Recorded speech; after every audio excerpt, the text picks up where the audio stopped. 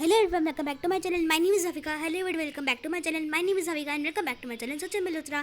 So friends, आज हम लोग रीड करेंगे हमारी जो एसएसटी की ज्योग्राफी की बुक है, our environment book class 7 NCERT का चैप्टर 5 जो है वाटर. एंड फ्रेंड्स ये पार्ट 2 वीडियो है. सो फ्रेंड्स ये है part 2 video. So basically everyone ये पार्ट 2 वीडियो है एंड इसका पार्ट 1 मैंने बनाया था. अगर आप लोगों ने देखा तो मेरे चैनल पे देख लेना. सो फ्रेंड्स बेसिकली अगर आप लोगों ने मेरे चैनल पे क्लास 6 एनसीईआरटी वीडियोस नहीं की तो फटाफट से चेकआउट कर लो. मैंने क्लास 6 की एनसीईआरटी की वीडियोस अपने चैनल पे अपलोड कर दिया है एंड क्लास 7 की भी है एनसीईआरटी वीडियोस एंड क्लास 6 की भी है, स्लाइम की भी है, आर्ट एंड क्राफ्ट की भी है. सो प्लीज़ फटाफट से चेकआउट करना. सो स्टार्ट करते हैं. तो आज हम लोग रीड करेंगे हमारी एसएसटी की जो ज्योग्राफी की बुक है, our environment book class 7 NCERT का चैप्टर 5 जो है वाटर. एंड ये पार्ट 2 वीडियो है. ठीक है, सो स्टार्ट करते हैं. सो हमने पार्ट 1 वीडियो में ये सारा पढ़ा था. हमने डिस्ट्रीब्यूशन पढ़ा था, सैलिनिटी पढ़ा था, डेड सी के बारे में पढ़ा था, एक्टिविटी पढ़ी थी. सो फ्रॉम टुडे आज हम स्टार्ट करेंगे ओशन सर्कुलेशन से. सो आज हम पढ़ेंगे ओशन सर्कुलेशन एंड पूरा चैप्टर कंप्लीट करते हैं. So let's start. सो आज हम पढ़ेंगे ओशन सर्कुलेशन. ठीक है, आज हम पढ़ते हैं ओशन सर्कुलेशन कि ओशन सर्कुलेशन क्या होता है. ठीक है, अब देखो ओशन का मतलब हम सभी को पता है, ओशन एक वाटर बॉडी है. ओशन है ना, ओशन तो हमें पता है. ओशन सर्कुलेशन, सर्कुलेशन क्या होता है? सर्कुलेशन है सर्कल, उसका जो पूरा सर्कल है ना. तो इसमें हम क्या पढ़ने जा रहे हैं? ओशन के बारे में पढ़ेंगे कि मतलब ओशन कैसा होता है, उसके अंदर मतलब उसके बारे में पढ़ेंगे, वहाँ का एटमॉस्फेयर कैसा है, वहाँ का पानी कैसा है. तो ये सब कुछ पढ़ेंगे हम अपने ओशन सर्कुलेशन में.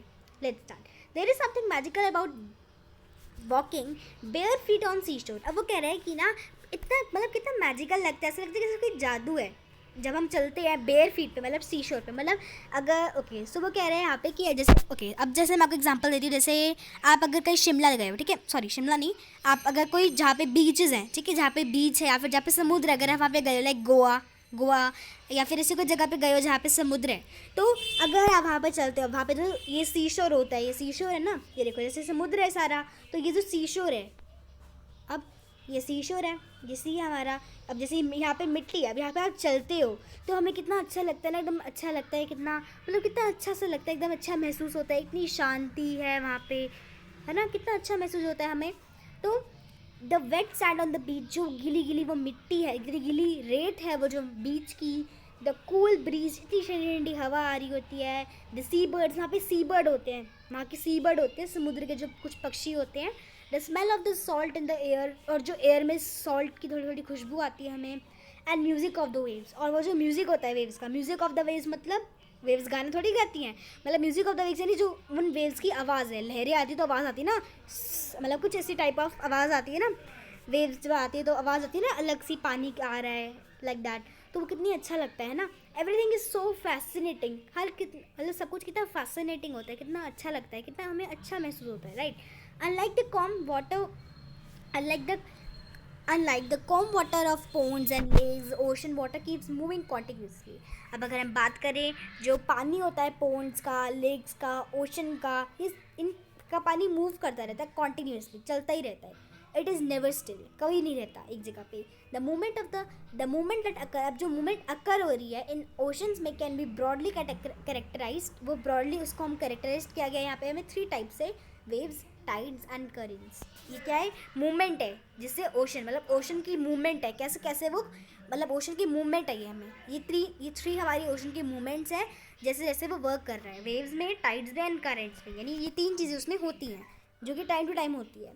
ठीक है, अभी हम आगे पढ़ते हैं. पहले हम पढ़ते हैं do you know March 22 is celebrated as World Water Day when they need to conserve water in rainforest in different ways. Okay, अब वो क्या कह रहे हैं यहाँ पे कि 22 मार्च को, यानी मार्च 22 को हम क्या करते हैं, हम सेलिब्रेट करते हैं वर्ल्ड वाटर डे, यानी वर्ल्ड का वाटर डे, पूरी दुनिया का पानी का दिन सेलिब्रेट किया जाता है. ओके, तो 22 मार्च को हम क्या करते हैं, 22 मार्च को हम सेलिब्रेट करते हैं वर्ल्ड वाटर डे. ठीक है, अब जैसे हमने पहले भी पढ़ा था फर्स्ट चैप्टर में कि हम वर्ल्ड इन्वायरमेंट डे कब सेलिब्रेट करते हैं, 5 जून, है ना. वर्ल्ड इन्वायरमेंट डे हम सेलिब्रेट करते हैं 5 जून को. ऐसे ही हम वर्ल्ड वाटर डे सेलिब्रेट करते हैं 22 मार्च को. और इस दिन हम क्या करते हैं, when they need to conserve water in rain forest in different area, different ways, कई तरीके से हम क्या करते हैं, पानी को सेव करने के मतलब तरीके ढूंढते हैं कि कैसे कैसे हम उसको सेव कर सकें ज़्यादा से ज़्यादा. ठीक है, ये हम करते हैं उस दिन. ओके, अब नेक्स्ट पेज पे चलते हैं. सो ये दी ओके. सो फ्रेंड्स यहाँ पे हमें पैसिफिक ओशन दिखाया है, पैसिफिक ओशन की पिक्चर है. पैसिफिक आपको तो पता ही है, पैसिफिक ओशन हमारे वर्ल्ड का सबसे बड़ा ओशन है. ओशन, अब देखो ocean, ponds, lakes and rivers, ये छोटी छोटी होती है ना, मतलब हो सकता है बड़ी भी हो लेकिन वैसे छोटी होती है, लेकिन समुद्र बहुत बड़ा होता है। लेकिन पैसिफिक ओशन एक ऐसा ओशन है जो कि बहुत ज़्यादा बड़ा, खुला है, बहुत बड़ा है, बहुत घिरा हुआ है। ठीक है, आप पिक्चर में भी देख सकते हो, बोट्स भी चल रही है यहाँ पे, right. Okay, now let's read waves. अब हम रीड करेंगे वेव्स के बारे में कि वेव्स क्या होती हैं। ओके, चलो पहले ये पढ़ते हैं। When you are playing through a ball on the beach, अगर आप बीच पे एक बॉल से खेल रहे हो, आपने उसे फेंक दिया पानी के अंदर, ठीक है, आपने उसे पानी में फेंक दिया, ball falls into the water. जैसे आप खेल रहे हो बीच पे, बॉल से खेल रहे हो बीच, आपने कार्टून्स में देखा होगा, मैंने तो वैसे मैं कभी बीच पे गई नहीं, मैंने तो कार्टून में ही देखा है, शिनचैन में देखा है मैंने कि ना, जो जैसे वो बॉल को थ्रो करते हैं तो क्या होता है, कभी कभार वो पानी में चली जाती है, तो क्या होता है, it is fun to watch how the ball gets washed back to the shore by the waves. अब ये बहुत ही इतना मज़ा आता है, मैंने देखा है कार्टून में, अगर आप शिनचैन देखते हो तो आपने ज़रूर देखा होगा, मेरा फेवरेट कार्टून है शिनचैन। तो कितना मज़ा आता है हमें देखते हुए कि जैसे बॉल है, ठीक है, अब बॉल क्या होता है, बॉल क्या करती है, बॉल अब जैसे गलती से आपकी बॉल समुद्र में चली गई, मतलब पानी में चली गई, तो क्या होगा, हवा ले जाएगी उसको आगे, आगे जाएगी वो और वापस पीछे आ जाएगी, वापस पीछे जाती है वो, है ना, पहले आगे गई, उसके बाहर से आगे चली गई, लेकिन फिर वापस आ गई, वापस कैसे आ गई वो, अब वापस कैसे आई, हवा की वजह से, क्योंकि जब अगर हवा इस डायरेक्शन में चल रही है तो बॉल इस डायरेक्शन में जाएगी, और अगर वापस हवा पीछे की साइड आ गई तो मतलब बॉल वापस आ जाएगी। अगर आप कुछ भी सी में फेंकोगे, अब ज़रूरी नहीं है कि वो वापस हमेशा ही आएगा, अगर विंड की स्पीड पहले यहाँ जा रही है तो वो वहाँ जाएगी चीज़, ठीक है, वो उसकी स्पीड पर डिपेंड करता है कि अगर उसकी स्पीड यहाँ जाएगी तो वहाँ जाएगी, फिर वहाँ आ जाएगी तो वापस आ सकती है, वरना ज़रूरी नहीं है कि आए ना आए, ठीक है। अब ये तो आपको पता चल गया, मैंने आपको पिछली वीडियो में बताया था कि हम फ्लोट इजीली कैसे करते हैं, मैंने आपको ये तो बता दिया था कि फ्लोट कैसे करते हैं, क्योंकि उसमें सॉल्ट होता है ना, मैंने आपको बता दिया था, अगर आपको कुछ में डाउट है तो आप वापस से वो वीडियो चेक कर सकते हो, ठीक है ना। नेक्स्ट पढ़ते हैं, when the water on the surface of the ocean rises. अब जब ये डेफिनेशन है हमारी वेव्स की कि वेव्स क्या होती हैं, जब वाटर है सरफेस ऑफ द ओशन, मतलब जब, जैसे हमें यहाँ पे पिक्चर में भी दिखाया गया कि जब पानी है सरफेस का, मतलब जो ओशन का सरफेस का पानी है, अगर वो जब वो राइज होता है यानी बढ़ता है तो क्या होता है, एकदम से बड़ा और वापस से गिर जाता है ऑल्टरनेटिव, ठीक है। पहले वो क्या होता है, ओशन का पानी थोड़ा सा ऊपर जाता है और फिर वापस से फटाफट से नीचे गिर जाता है, तो उसको हम क्या कहते हैं, वेव्स, उन्हें हम क्या कहते हैं, वेव्स। Clear friends. जैसे देखो यहाँ पे क्या हुआ, पानी है, पानी ऊपर उठा और वापस से फटाफट से नीचे गिर गया, तो ये क्या हुआ, ये है वेव, इनको हम वेव्स कहते हैं, लहरें, हिंदी में हम लहरें कहते हैं ना, लहरें आ रही हैं। डू यू नो, ये भी पढ़ लेते हैं फटाफट से, do you know waves are form when the wind scrap. अब वेव्स फॉर्म कब होती है, इसमें ये बताया गया है, वेव्स कब बनती हैं, व्हेन विंड स्क्रैप, जब हवा स्क्रैप करती है, नहीं, अब वेव्स कब बनेंगी, जब हवा, वही मैंने आपको बताया कि अगर हवा इस डायरेक्शन में आ रही होगी, मतलब सॉरी, हाँ, वेव्स कैसे बनती है, विंड से, हवा से, जितनी ज़्यादा तेज़ हवा चलेगी उतना ज़्यादा पानी उठेगा और फिर जैसी हवा चली जाएगी तो वापस नीचे गिर जाएगा पानी, ठीक है। अब वेव्स कैसे बनती है, जब विंड स्क्रैप होती है, यानी जब हवा बहुत तेज़ चलती है across the sea surface, sorry ocean surface, ocean के सरफेस पे अगर हवा चलेगी तो क्या होगा, वो उठेगी। The stronger the wind blows, जितनी ज़्यादा तेज़ हवा चलेगी the bigger the wave becomes, उतनी ही ज़्यादा बड़ी बड़ी वेव्स बनेंगी, यानी जितनी ज़्यादा तेज़ हवा चलेगी उतनी ही बड़ी क्या बनेगी, लहरें बनेंगी, ठीक है। क्लियर, कोई डाउट हो तो प्लीज़ कमेंट सेक्शन में बता देना। ये देखो जैसे हमें यहाँ पे वेव्स दिखाई गई है, ठीक है। नेक्स्ट पढ़ते हैं, during a storm the winds. अब वो क्या कह रहा है कि ड्यूरिंग द स्टॉर्म, अब जैसे स्टॉर्म क्या होता है, बहुत ज़्यादा तेज़ हवा आ जाए, कभी आंधी कह सकते हो, है ना। अब ड्यूरिंग अ स्टॉर्म अगर आंधी आ रही है मतलब इतनी तेज़ आंधी, मतलब बहुत तेज़ हवा चल रही है, the wind blows at a very high speed, तो जो हवा होगी बहुत ज़्यादा तेज़ स्पीड पे चलेगी, फॉर्म ह्यूज वेव्स, जिससे बहुत बड़ी वेव्स बनेंगी, है ना। और उससे कितनी बड़ी वेव बन सकती हैं, दीज में कॉज ट्रेमेंडियस डिस्ट्रक्शन, जिससे बहुत ही ज़्यादा ट्रेमेंडियस डिस्ट्रक्शन बन सकता है। ट्रेमेंडियस डिस्ट्रक्शन मतलब बहुत ज़्यादा नुकसान हो सकता है ना। एन अर्थक्वेक, अब जैसे यहाँ पे बताया गया है, अब नेक्स्ट है सुनामी, ठीक है। अब एन अर्थक्वेक आ गया, वोल्केनिक एरप्शन हुआ है, वोल्केनिक एरप्शन समझिए, वोल्केनिक एरप्शन मतलब ज्वालामुखी फुटा है, अर्थक्वेक आया है, और ठीक है, अर्थक्वेक आया है, वोल्केनिक एरप्शन हुआ है, और अंडर वाटर लैंडस्लाइड्स, हमारे जो वाटर है, वाटर के नीचे कुछ लैंडस्लाइड्स होती हैं वो हिली हैं, can shift large amount of ocean. अब इन चीज़ों से होने से क्या होता है, जो ओशन है, ओशन का पानी होता है वो बहुत ज़्यादा शिफ्ट होता है, बहुत ऐसे हिलता है, बहुत ज़्यादा हिलता है वो। As a result huge tidal wave, जिससे बड़ी बड़ी टाइडल वेव्स बनती है जिन्हें क्या कहते हैं, सुनामी आ जाती है। आपने सुना होगा सुनामी वर्ड, सुनामी आ गई है, मतलब कहीं पे सुनामी आ गई, ठीक है, सुनामी आ जाती है ना। तो सुनामी क्या होता है, सुनामी आ गई मतलब वो इतनी बड़ी बड़ी लहरें आई और क्या हो गया, वो ओशन से बाहर निकल गई, समुद्र से बाहर निकल गई और क्या हो गया, वो लोगों के घरों को भी ले गई साथ में। तो ये कैसे होता है, अर्थक्वेक से होता है, वोल्केनिक एरप्शन से होता है, अंडर वाटर लैंडस्लाइड्स। और इन तीनों को मैंने आपको अच्छे से समझा भी दिया है। अर्थक्वेक तो हम सभी को पता है, अर्थक्वेक यानी जैसे झटका लगता है ना कभी कभार एकदम से, क्या होता है, प्लेट्स मूव करती हैं, जो एंडोजेनिक एंड एक्सोजेनिक प्लेट्स होती हैं वो मूव्स करती हैं, है ना। तो अर्थक्वेक फॉर्म हो जाता है, वोल्केनिक एरप्शन यानी ज्वालामुखी फूटता है, और अंडर वाटर लैंडस्लाइड यानी जो हमारे पानी के अंदर कुछ लैंडस्लाइड है अगर वो शिफ्ट हो जाएं, शिफ्ट होती हैं, हिलती हैं थोड़े बहुत, तो क्या होता है, बड़ी बड़ी टाइडल वेव्स फॉर्म होंगी, बहुत बहुत बहुत बड़ी हो सकती हैं। अब ये नहीं पता कितनी, लेकिन बहुत ज़्यादा बड़ी हो सकती है, जिन्हें हम सुनामी कहते हैं। यहाँ पे हमें मेंशन किया गया है, so that will be as high as 15 metre is form, ठीक है, 15 मीटर से भी ऊपर की। 15 मीटर कितना हो जाएगा, आपका एक स्केल कितने का होता है, 10 मीटर्स का, 15 मीटर सॉरी सेंटीमीटर का होता है ना, मीटर्स तो बहुत बड़ा हो जाएगा। हमारे स्केल में 10 सेंटीमीटर का एक स्केल होता है, सेंटीमीटर तो कितना छोटू छोटू होता है, लेकिन जो मीटर है, मीटर कितना होगा, मीटर बहुत बड़ा, और 15 मीटर ऊंची वेव्स बनती हैं, ठीक है। The largest tsunami ever measured was 150 metre, सबसे बड़ी जो सुनामी मेजर की गई है अब तक की वो है 150 मीटर। मतलब कितनी ऊंची हो जाएगी, मतलब 4 to 5 फ्लोर्स का घर भी डूब जाएगा, है ना, 10 फ्लोर्स तक का घर भी डूब सकता है, 150 मीटर, इतनी ज़्यादा high. These waves travel at a speed of more than 700 kilometre. अब जो ये वेव्स हैं ये स्पीड पे चलती है, मतलब 700 किलोमीटर पर आवर, 700 किलोमीटर पर घंटे, यानी हर घंटे की 700 किलोमीटर की स्पीड पे चलती है, यानी इतनी तेज़, 1 सेकंड में आ जाएंगी और किसी को भी उड़ा के ले जाएंगी, इतनी तेज़ स्पीड आती है।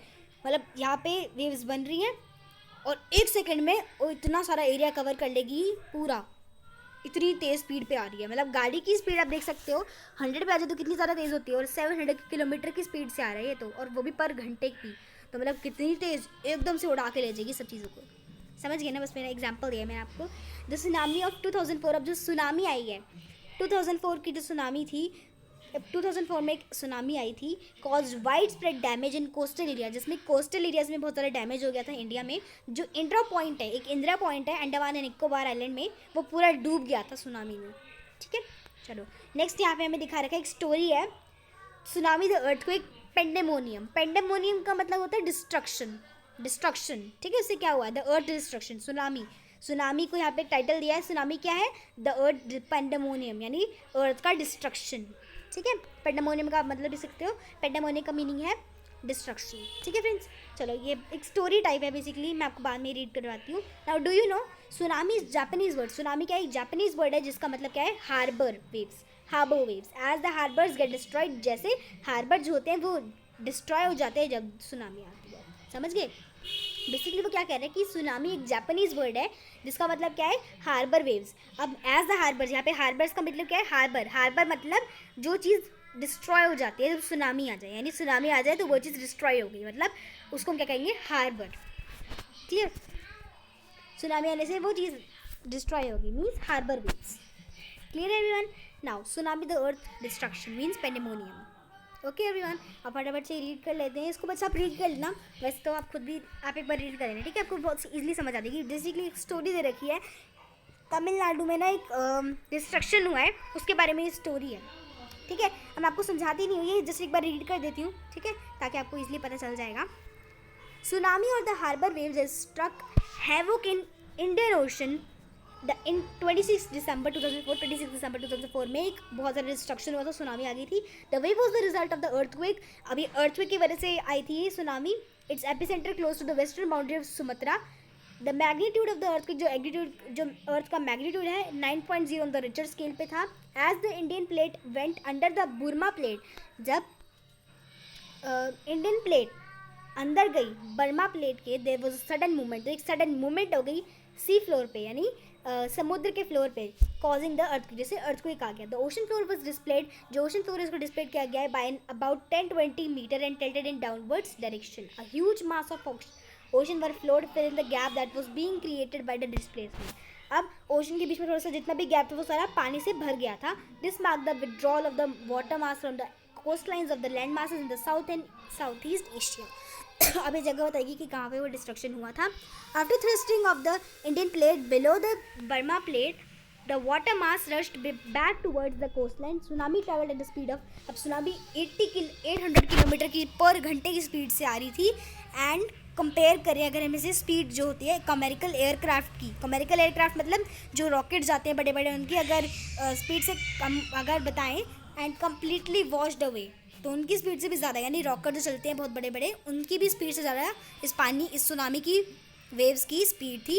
एंड वो सभी को वॉश कर देती थी, ठीक है, off the some of the island of the Indian Ocean. Indian Ocean की बहुत से आइलैंड को वो मतलब कह सकते हो डुबा के ले गई थी. The Indira point in the Andaman and Nicobar island, जिसको अभी हम पढ़ रहे थे ऊपर, वो भी डूब गया था, है ना, वो भी सबमर्ज्ड हो गया था. एज द वेव मूव्ड, जैसे वेव मूव करती है अर्थक्वेक एपिसेंटर में, फिर सुमत्रा टूवर्ड्स अंडमान आइलैंड पे, जैसे ही मतलब वो सुमत्रा से अंडमान आइलैंड पे आई. And Sri Lanka the wavelength, जो श्रीलंका, जब वो श्रीलंका में पहुंची तो जो वेव की लेंथ थी वो कम हो गई और पानी गहरा हो गया, मतलब गहरा कम होने लगा. So this travel the speed also decline, अब ये कम हो रही है 700 to 900 किलोमीटर पर आवर पे, जिससे कम हो रही है वो 70 किलोमीटर तक कम हो गई, वो 70 किलोमीटर तक कम हो गई, मतलब इतनी ज़्यादा स्पीड थी इतनी हो गई per hour. Tsunami waves travelled, tsunami की जो वेव होती है वो ट्रैवल होती है, डेप्थ होता है उनका 3 किलोमीटर का, from the coast killing more than the 10,000 people, affected more than the lack of the houses. अब उसमें 10,000 लोगों को उसने मार दिया था, मतलब 10,000 लोगों को वो अपने साथ ले गई थी tsunami. In India the worst affected, India में जो वर्स्ट इफेक्ट हुआ था कोस्टल एरियाज में वो था Andhra Pradesh, Tamil Nadu, Kerala, Puducherry and Andaman and Nicobar island. इन जगह पे डिस्ट्रक्शन हुआ था जिसमें बहुत सारे लोगों की डेथ हो गई थी, ठीक है, उनको ले गई थी उनके साथ. While the earthquake can not be predicted in advance, अब अर्थक्वेक को हम ऐसे, अब अर्थक्वेक उस टाइम तो मतलब पता नहीं था कि पहले से आ जाएगा, हमें थोड़ी पता था. It is possible to give 3-4 notice for a potential tsunami.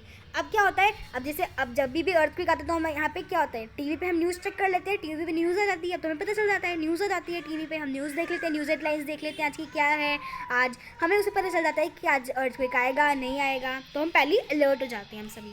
Such early warning systems are in people place across the Pacific Ocean. अब ऐसा लेकिन पहले नहीं था. But in the Indian Ocean में tsunamis are the rare in Indian Ocean. Indian Ocean में tsunami बहुत ज़्यादा कम होती है as a seismic activities less, क्योंकि सेस्मिक एक्टिविटी वहाँ पे लेस है कंपेयर करें अगर पैसिफिक ओशन से. अब ये देखो यहाँ पे हमें दिखाया गया है, ये देखो इससे सुनामी आ रही है, देखो कितनी बड़ी ले बन गई, मतलब लोगों के घर इतने छोटे छोटे हैं, इतने ये डॉट डॉट बनाई है ना मैंने, सिर्फ इतने इतने छोटे छोटे घर हैं लोगों के, एंड इतनी बड़ी वेव आई है जिससे क्या होगा, पूरा डिस्ट्रक्शन हो जाएगा, पूरा बहा के ले जाएगी वो अपने साथ, है ना. और ये देखो पहले ऐसे था और अब क्या हो गया, बाद में ऐसे होगा, सब कुछ डूब गया, राइट. तो सुनामी द रेविगेज, अब जो सुनामी है the ravages the south in the east Asian coast December. अब दिसंबर 2004 में क्या हुआ था, सुनामी जो हुई थी साउथ ईस्ट एशियन कोस्ट पे आई थी. Is the devastating tsunami in the last several 100 years, जो 100 ईयर्स पहले आई है. द लास्ट डैमेज कोस्ट, अब बहुत सारे लोगों की प्रॉपर्टी एंड लाइफ पे बहुत ज़्यादा इससे डैमेज हो गया था. एंड जो अर्ली वार्निंग सिस्टम्स थे ना, नॉलेज थे, वो इतना ज़्यादा था नहीं, जिसने मैंने को बताया पहले कि नहीं था, नहीं पता चलता था कि आएगी नहीं आएगी सुनामी, क्या हो जाएगा, लेकिन अब हमें पता चल जाता है. जो फर्स्ट इंडिकेशन था जो सुनामी देता अप्रोच करने पे, वो rapidly withdrawal of water from the coastal region followed by destructive wave. अब बहुत ज़्यादा वेव्स आती हैं तो क्या होता है, बहुत ज़्यादा डिस्ट्रक्शन हो जाता है. When this happen on the coast, अगर ये कोस्ट पे हो जाता था तो जो वहाँ पे लोग होते थे जो कि हाई ग्राउंड पे होते थे, वो असेंबल होने स्टार्ट हो जाते थे एक मिरेकल में, ठीक है. As a consequence there was a large costly of curious onlookers when the gigantic wave tsunami strike. जब एक बहुत बड़ी सुनामी आती थी, लोग क्या करते थे, लोग एक देखते रहे मिरेकल, एक मिरेकल हो जाए, लोग देखते रहे कि एक मिरेकल हो जाए तो क्या, मतलब एक मिरेकल हो जाए सुनामी रुक जाए, ठीक है. Now we will read tides. अब हम टाइड्स के बारे में रीड करेंगे, ठीक है. यस, अब हम रीड करते हैं टाइड्स. टाइड्स क्या होता है basically everyone, let's read about it. The rhythmic rise and the fall of ocean water twice in a day is called a tide. अब टाइड क्या होता है, एक रिदमिक राइज यानी एक बढ़ना, ऊपर बढ़ना, फॉल ऑफ ओशन, ठीक है, मतलब पानी ऊपर बढ़ना और वापस से नीचे गिर जाना. ट्वाइस इन अ डे, 2 बार होती है एक दिन में, ठीक है, ऐसा एक दिन में 2 बार होएगा. It is a high tide when the water covers much of the shore by rising to the highest level. अब ये हाई टाइड कब बनेगी, अब ज़्यादा बड़ी कब बनेगी, हाई टाइड कब बनती है, जब पानी ज़्यादा कवर करेगा एरिया, जो शोर का एरिया है वो ज़्यादा कवर करेगा। शोर मतलब सी का मतलब जो एरिया है वो ज़्यादा कवर करेगा, जहाँ पे रेत रेत होती है ना, उस एरिया को ज़्यादा कवर करेगा और ज़्यादा हाईएस्ट लेवल पे जाएगा तो बड़ी बड़ी टाइड्स बनेंगी। It is low tide. अब लो टाइड कब बनेगी? जब वाटर वापस से गिर जाएगा लोएस्ट लेवल पे और रिकीड्स हो जाएगा फ्रॉम द शोर, यानी शोर पे नहीं आएगा, पहले नीचे गिर जाएगा, तो लो टाइड्स बनेंगी। क्लियर? चलो नेक्स्ट पढ़ते हैं। द स्ट्रॉन्ग ग्रेविटेशनल पुल, यहाँ पे हमें बताया गया है नीप टाइड ऑन स्प्रिंग टाइड के बारे में। Neap tide and spring tide, these both are there with the diagram. Let's understand with the diagram only. The strong gravitational pull exerted by the sun. अब जो strong gravitational pull लगता है, gravitational pull हमें सभी को पता है, हम नीचे कैसे बैठे हैं, अगर हमारा इंडिया में, अगर हमारे अर्थ में gravitational pull नहीं होता तो क्या होता, gravitational force नहीं होता तो क्या होता, we were flying in the air, हम एयर में फ्लाई कर रहे होते है ना हम उड़ रहे होते हैं आसमान में। सो अब जो ये स्ट्रॉन्ग ग्रेविटेशनल पुल है वो एग्जर्ट होता है बाय द सन से, एंड जो मून है हमारी अर्थ का सरफेस का, उससे क्या होता है, बड़ी बड़ी टाइड्स फॉर्म होती हैं। The water of the earth, जो वाटर है, एक बार दोबारा बताती हूँ आपको, जो स्ट्रॉन्ग ग्रेविटेशनल पुल लगता है जो कि एग्जर्ट हो रहा है बाय द सन से, मतलब ग्रेविटेशनल जो बहुत स्ट्रॉन्ग ग्रेविटेशनल पुल लग रहा है, ग्रेविटेशनल पुल जो ग्रेविटेशनल फोर्स लग रहा है सन एंड मून में अर्थ के सरफेस पे, उससे क्या बनती है, टाइड्स बनती है।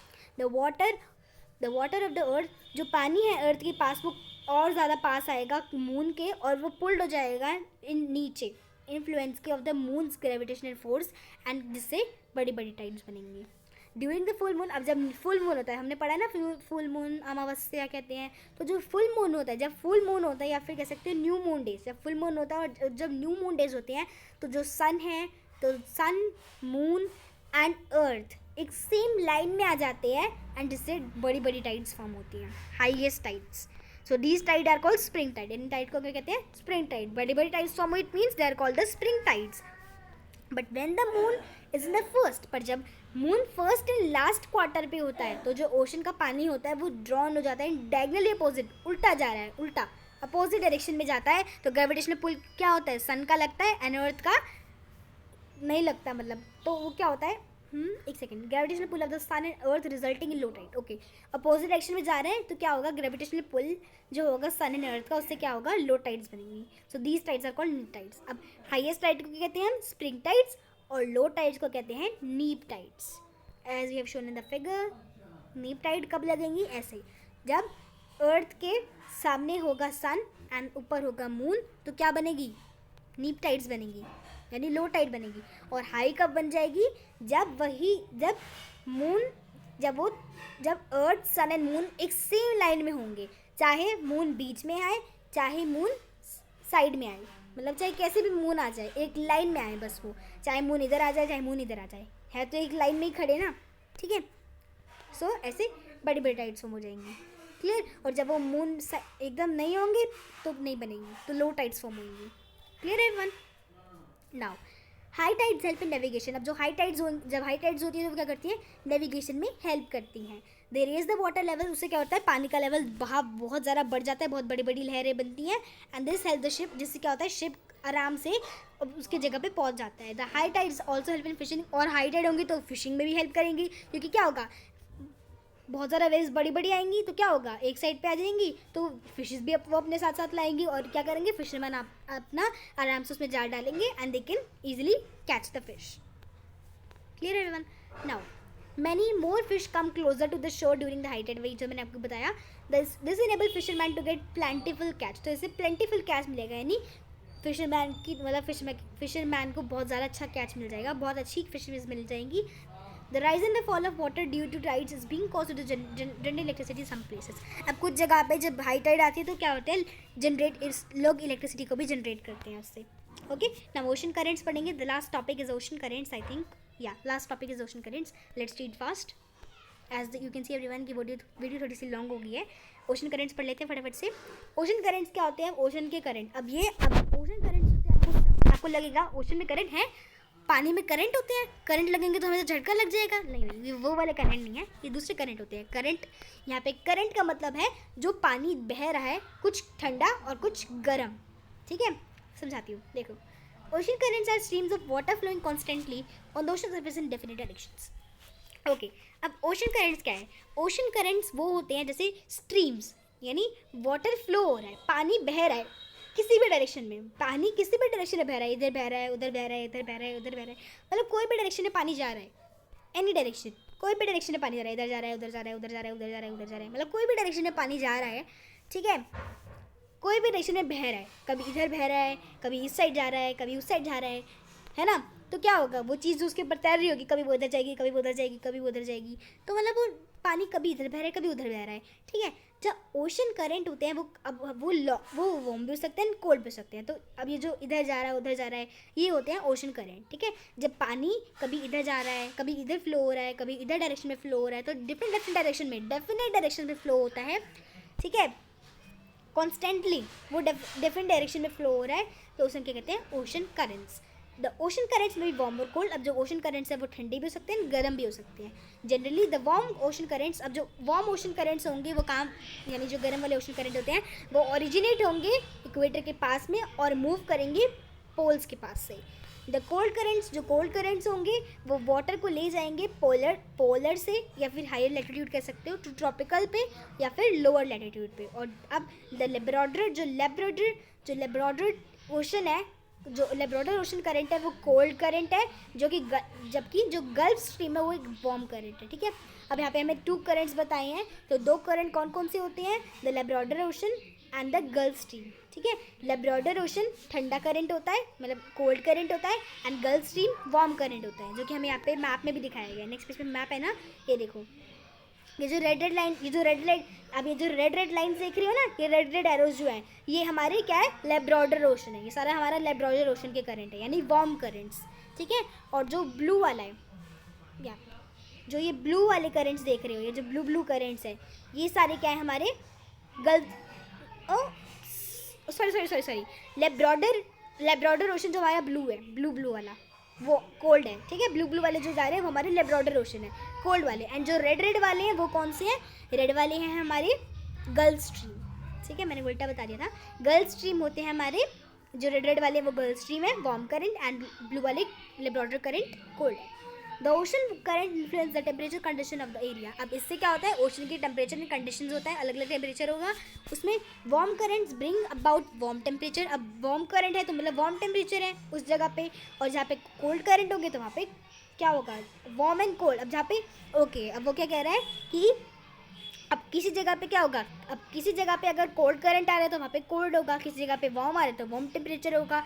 लेकिन अगर वहाँ का टेम्परेचर वार्म भी है एंड कोल्ड भी है, मतलब दोनों करंट से वो आपस में मीट कर रहे हैं, मिल रहे हैं, तो क्या होगा, वो सबसे बेस्ट होता है फिशिंग ग्राउंड का, और सबसे बेस्ट होता है शिप्स वगैरह को तैराने का भी, क्योंकि आराम से वो सबसे एक मॉडरेट टेम्परेचर हो गया, वो दोनों मिलकर यानी मॉडरेट टेम्परेचर बन गया, तो आराम से आप फिशेस को भी पकड़ सकते हो, ठीक है। नाउ नेक्स्ट पेज पे चलते हैं, सी अराउंड जापान। अब जो Japan and eastern coast of the North America such example. Okay, अब कुछ समुद्र, अब यहाँ पे हमें 2 समुद्र के नाम बताए, एक जापान में, ठीक है, जापान में समुद्र जो है, ठीक है, सीज अराउंड जापान। अब जो जापान के अराउंड में जितने भी समुद्र हैं, सीज हैं, एंड जो अर्दन कोस्ट में है नॉर्थ अमेरिका के, ये कुछ एग्जाम्पल्स हैं हमारे इसके, ठीक है। The areas where a warm and cold current meet. अब वही जो मैंने आपको बताया, जब एक warm and cold current meet करता है तो एक एक्सपीरियंस हो जाता है फॉगी वेदर का। तो क्या होता है, एक फॉगी वेदर बन जाता है, फॉगी वेदर बन जाता है, making it difficult for navigation, जैसे नेविगेशन डिफिकल्ट होती है। अब एवरीवन, फॉगी तो अब फॉगी क्या होता है, फॉगी क्या हो जाएगा, फॉग यानी फॉग। हम कहते हैं ना, अब सर्दियों में कल क्या होती है, सुबह अगर आप स्कूल जाते हो तो आपने देखी होगी, सुबह स्कूल जाते हैं हम बच्चे, तो क्या होता है, अब सुबह देखते हैं कि फॉग हो रही होती है, ज़्यादा धुंध हो रही होती है ना, फॉग, धुंध कहते हैं ना धुंध, तो धुंध तब भी हो जाती है जब मॉडरेट टेम्परेचर होता है ना, गर्मी भी है ठंड भी है, तो क्या होता है, धुंध हो जाती है। और वही सेम करंट्स में भी होता है, ओशन करंट्स में जब warm and cold current meet करते हैं तो क्या होता है, फोगी टेम्परेचर हो जाता है, जिससे नेविगेशन, यानी नेविगेशन का मतलब क्या है, जगह ढूंढने में, जहाँ वो उस शिप एंड उस शिप को जाना है, उस नेविगेशन को ढूंढने में दिक्कत होती है। क्लियर? ओके, नाउ एवरीवन, यहाँ पे होता है हमारा चैप्टर फिनिश। सो इन क्वेश्चंस के आंसर बहुत ही ईजी है, आपको आराम से इस चैप्टर में मिल जाएंगे, ठीक है। सो that's for my this video everyone. अगर आपको कैसे लगा मुझे कमेंट्स करके जरूर बताना। चलो आप इसके आंसर बता देती हूँ। Take the correct answer. The process by which water continuously changes its form, जो प्रोसेस होता है जिससे वाटर कंटिन्यूअसली चेंज कर रहा है, अपनी फॉर्म एंड सर्कुलेट्स कर रहा है between ocean and water and land, को उसको क्या कहते हैं एवरीवन, वाटर साइकिल, है ना, वाटर साइकिल कहते हैं ना, right. Generally the warm currents originate, warm currents कहाँ पे ओरिजिनेट होती हैं? इक्वेटर पे, है ना? ओरिजिनेट कहाँ पे होते हैं? इक्वेटर पे सॉरी एवरीवन। एंड फ्लो कहाँ पे होते हैं? पोल्स पे। The rhythmic rise and fall of the ocean twice in a day is called tide. Clear everyone? So that's for me to this video everyone. मैंने आपको इससे भी थोड़ी सी एक्सप्लेन करा दिया, बाकी क्वेश्चन आंसर आपकी मैम करा देगी आपको। तो मिलते हैं आपको नेक्स्ट वीडियो में, तब तक के लिए थैंक यू एवरीवन। अगर आपको वीडियो अच्छी लगी लाइक करना, सब्सक्राइब करना मेरे चैनल को प्लीज़, एंड मिलते हैं आपको नेक्स्ट वीडियो में। Thank you.